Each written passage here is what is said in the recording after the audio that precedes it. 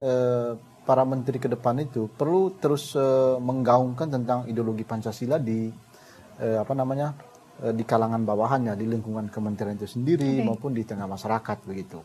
Yang kedua tadi terkait dengan perkembangan teknologi telekomunikasi itu yang menyediakan berbagai fasilitas yang memudahkan masyarakat untuk mengaksesnya gitu. Jadi ini bukan hanya tugas Kementerian Komunikasi dan Informasi gitu, tapi juga menurut saya semua kementerian itu harus terlibat aktif gitu untuk menyampaikan kepada masyarakat, memberikan edukasi, terutama bagaimana memfilter ya, melakukan penyaringan terhadap informasi-informasi yang sifatnya itu hoax itu ya.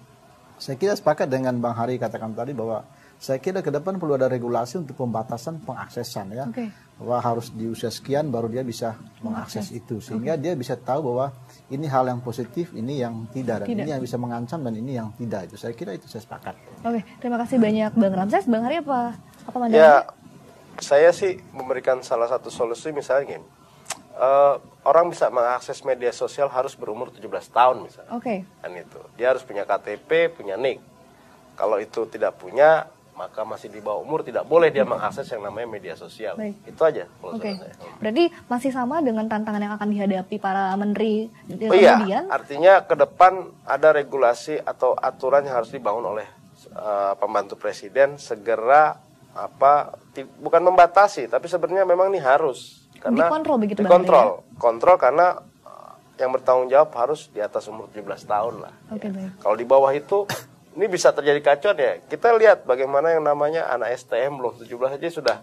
Ya kan? Kita bisa lihat setiap peristiwa. Maka ini dampak dari yang namanya saking canggihnya sebuah teknologi telekomunikasi hari ini. Itu. Baik, berarti memang penggunaan media sosial tentunya harus didukung juga dengan orang-orang yang dapat menggunakan dengan bijak juga begitu, Bang Ramses dan Bang Hari ya. Bang Ramses dan Bang Hari, ini terakhir apa pesan-pesan untuk para generasi milenial terkait dengan tantangan yang akan bangsa Indonesia hadapi? Ya, pesan-pesan saya buat teman-teman milenial di seluruh Indonesia, ya, Bank Indonesia.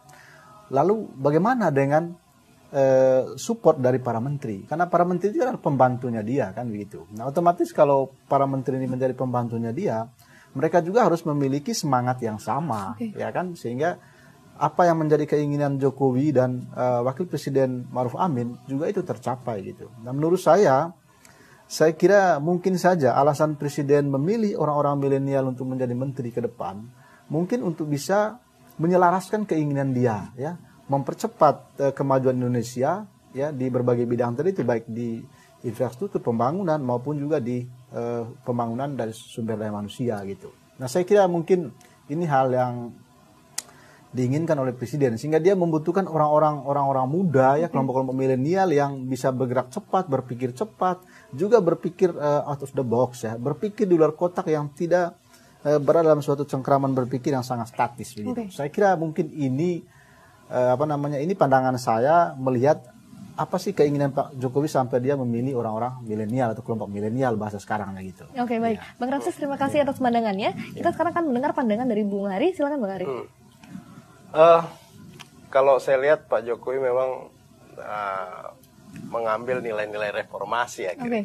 Karena saya masih ingat ketika reformasi ini bergulir, memang tidak tercantum dalam sebuah tuntutan reformasi sendiri.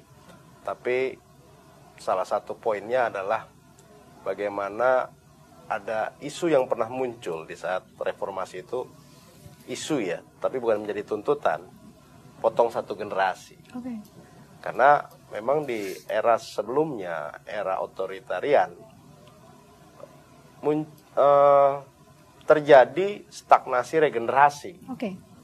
Artinya hari ini Pak Jokowi coba memberikan harapan ke publik bahwa anak-anak muda diberikan ruang yang seluas-luasnya, teman-teman milenial diberikan ruang seluas-luasnya, dan keterwakilan di kabinet ini juga menjadi motivasi buat anak-anak muda kita.